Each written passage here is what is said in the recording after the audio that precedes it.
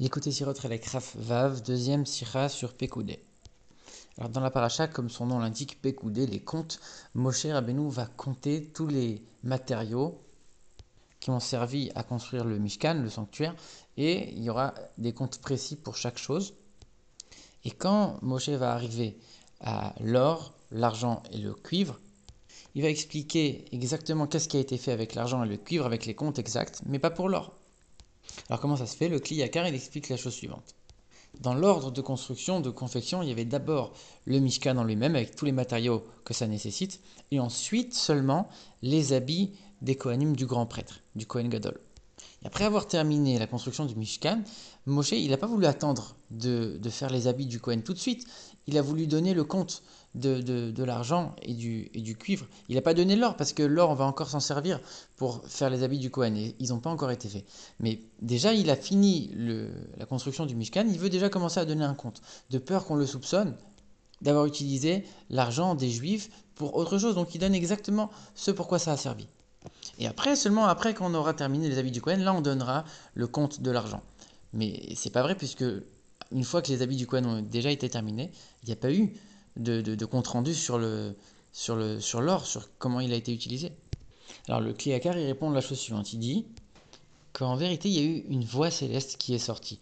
Au moment où Moshe il allait annoncer les comptes, et les gens ils savaient qu'il y avait eu un peu d'argent en trop, et on ne savait pas à quoi il avait été utilisé, il y a une voix qui est sortie du ciel en disant les 1775 shekels d'argent qui restent, ils ont servi à ça, ça et ça. Pour qu'on ne puisse pas soupçonner Moshe, pour qu'on puisse voir que même d'après le ciel vient attester que Moshe n'a pas utilisé l'argent pour autre chose que pour le Mishkan. Et en voyant ça, les Juifs, ils n'ont même pas demandé le compte de l'or, ils ont fait confiance directement. Mais cette explication du Kliakar, elle n'est pas satisfaisante, puisque on voit que juste après, on est en train de donner le compte du cuivre et de dire pourquoi il a été utilisé. Donc si vraiment ça avait rassuré les Juifs au point qu'ils ne demandent plus rien, pourquoi tu viens maintenant donner les comptes du cuivre? Et de manière générale, beaucoup plus, de manière plus globale, pourquoi tu vas isoler l'or des autres? Dès le début, dis, fais en sorte qu'il y ait une voix céleste qui sort, puisque de toute façon elle peut sortir quand Dieu y décide. Et elle va dire, pour les trois métaux, Moshe il a été de confiance. Pourquoi tu attends juste de faire manquer le compte annoncé pour l'or pour bloquer? Et annoncer à ce moment-là, non, ne t'inquiète pas, ne demande même pas le compte de l'or. Alors pour répondre à toutes ces interrogations, d'abord l'Arbi va parler d'un autre sujet. C'est qu'au tout début de la paracha, on vient nous dire que toute l'œuvre du Mishkan elle a été accomplie par Betzalel et Aholiav, etc. Mais qu'est-ce que ça vient nous apporter? Ça, on l'a déjà répété énormément de fois. On sait que c'est Betzalel et Aholiav qui ont fait le Mishkan. C'est répété énormément de fois. Alors c'est vrai, Rachid vient de se dire que c'est pas Dieu qui a ordonné à Betzalel, c'est pas non plus Moshe qui a ordonné à Betzalel, c'est Dieu qui a ordonné à Moshe. Et même les choses que Moshe n'a pas dites à Betzalel, Betzalel il les a faites selon son intuition personnelle, et il se trouve que ça a été exactement comme comme ce que Dieu avait dit à Moshe, même si Betzalel n'était pas au courant. D'accord, très bien, ça vient nous apprendre quelque chose. Mais quel rapport avec le sujet qu'on est en train d'évoquer ici? On est en train de dire maintenant, Moshe il est en train de compter les choses. Juste après, tu me donnes les comptes exacts, et entre les deux, tu viens de me dire, ah, sache que c'est Betzalel qui l'a fait. On ne comprend pas la place de ce verset ici. Qu'est-ce qu'il vient faire entre ces deux versets, au lieu d'être par exemple dans la fin de la paracha de la semaine dernière? Alors le rabbi répond la chose suivante. Tout le but du Mishkan, c'était pour pardonner la faute du veau d'or, montrer au monde entier que Dieu va résider sur le peuple juif malgré la faute du veau d'or, pour montrer qu'il leur a pardonné cette faute pleinement. Et donc ce Mishkan, il devait être offert par tout le peuple juif. Donc chacun devait participer à offrir pour donner les matériaux du Mishkan. C'est une construction commune, mais pourtant ceux qui ont construit, il y en a pas beaucoup. Il y a Betzalel, il y a Oliav, il y en a certains autres qui étaient doués dans certains travaux, d'accord? Mais tout le reste du peuple juif n'a pas participé concrètement à la construction. Ça voudrait dire que la construction, elle est appelée essentiellement d'après le nom de Betzalel. On dit c'est le Mishkan de Betzalel. Et ça, c'est problématique, puisque c'est censé être le Mishkan de l'ensemble du peuple juif. Alors c'est vrai que c'est très superficiel, mais le fait que ce soit eux qui l'ont construit, il y a quand même une appartenance très forte qui est reliée à eux. Même si on sait que c'est l'ensemble du peuple qui a participé à offrir ce Mishkan.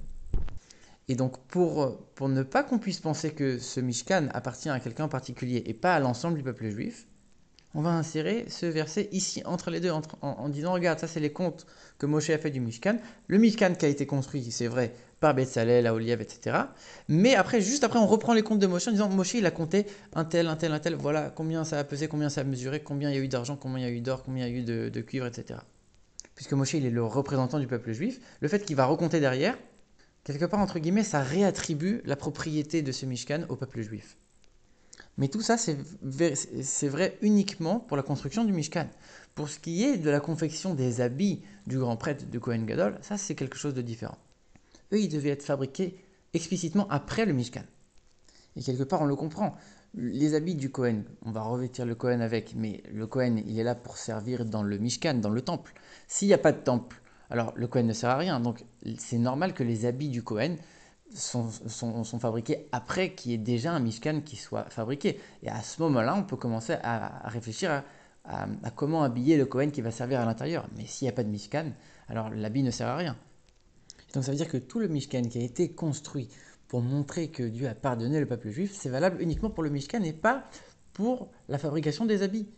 Et c'est pour ça que les Juifs, ils ont apporté tous les matériaux nécessaires à Moshe.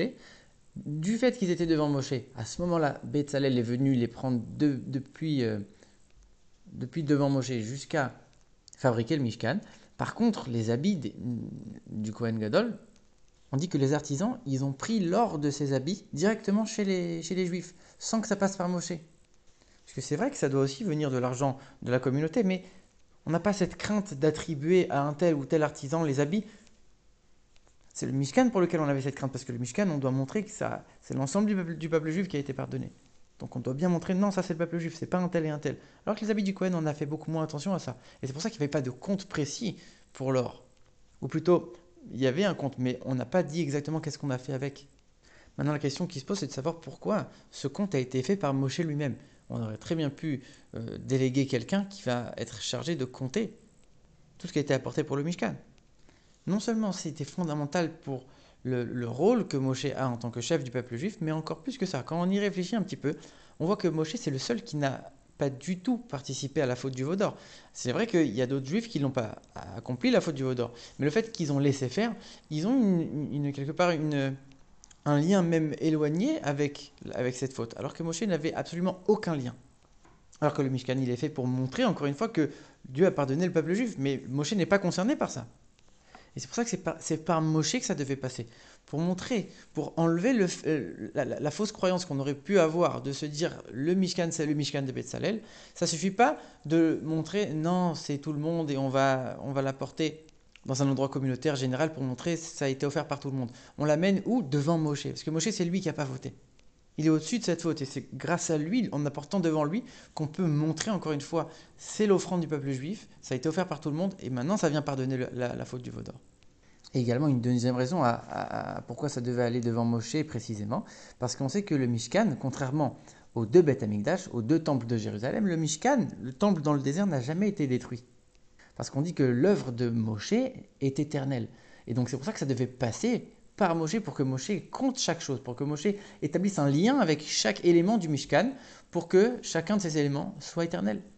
Alors que les habits du Kohen Gadol, nulle part on voit qu'ils sont éternels, nulle part on voit qu'ils ont été cachés, qu'ils ont été dissimulés pendant les exils, avant la construction des temples de Jérusalem, etc. Donc c'est pour ça que pour ces habits-là, il n'y a pas eu l'intervention de Moshe directement. Alors maintenant, quand on essaye de regarder les choses avec un peu plus de profondeur, en regardant ce que l'Admorazakan nous explique sur toute cette paracha de Pekoudé. On a dit Pekoudé en hébreu, ça veut dire les comptes précis du Mishkan. Mais le mot l'ifkod, en hébreu, il est utilisé dans d'autres sujets. On voit qu'il y a une Gemara qui nous dit que, avant de partir en voyage, un homme doit s'unir à sa femme, parce qu'il va être éloigné de la maison pendant un certain temps. Donc on voit que le mot Pekoudé, le mot l'ifkod, des fois ça veut dire aussi, ça dénote une certaine union. Et donc Moshe, en comptant le Pekoudé, en comptant le Mishkan, il a uni la lettre Vav et la lettre E du nom de Dieu. Et lui-même, il a créé une union entre lui et le Mishkan. Comme on vient d'expliquer avec le fait que grâce à ça, ça a été éternel. Il y a eu un lien profond entre lui et le Mishkan à ce moment-là. Par le fait que c'est lui qui a compté. Maintenant, quand on réfléchit un petit peu, c'est que ce mot-là, Pekoudé, on est en train de lui donner deux sens complètement opposés. Le fait que ce mot Pekoudé, il veut dire un compte c'est quelque chose de limité, c'est quelque chose de fini. Et au contraire, ça montre la limite d'une chose, la petitesse d'une chose. Alors que quand on est en train de parler d'union, on est en train de parler de quelque chose de beaucoup plus profond. Le compte, c'est quelque chose de très superficiel, l'union, c'est quelque chose de très profond, et c'est pas quantifiable. C'est quelque chose d'infini, et quand on regarde l'union entre un homme et une femme, qui peuvent avoir des enfants et participer à établir des générations qui encore vont se reproduire à l'infini, ça montre quelque chose qui est sans limite. Donc comment on peut avoir deux explications tellement opposées sur le même mot? Le rabbi répond que c'était justement ça le rôle du Mishkan, c'était d'unir la limite et l'illimité, d'unir l'infini et le fini. On va faire résider la présence de Dieu qui n'a pas de limite dans un endroit qui est fini, qui est limité. Et quand on est en train de dire ça, c'est pas qu'il y a dans le même endroit un côté fini, un côté infini. On est en train de dire que le fini et l'infini vont complètement s'entremêler au point que ça va être une seule et même chose, où l'un et l'autre ne seront plus dissociables. Et ça, on le voit dans le Aaron, l'Arche Sainte.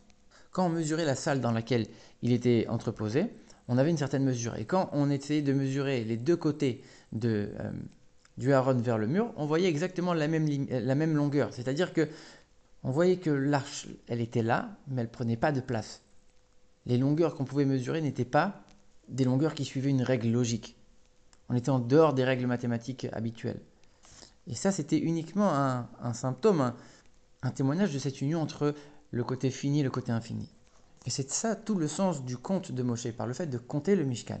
Il est en train de montrer que ce conte qui est apparemment délimité et défini va accueillir, et c'est grâce à ce conte que ça va accueillir, ça va faire le lien et le pont, l'union avec le côté infini et la présence de Dieu dans ce Mishkan.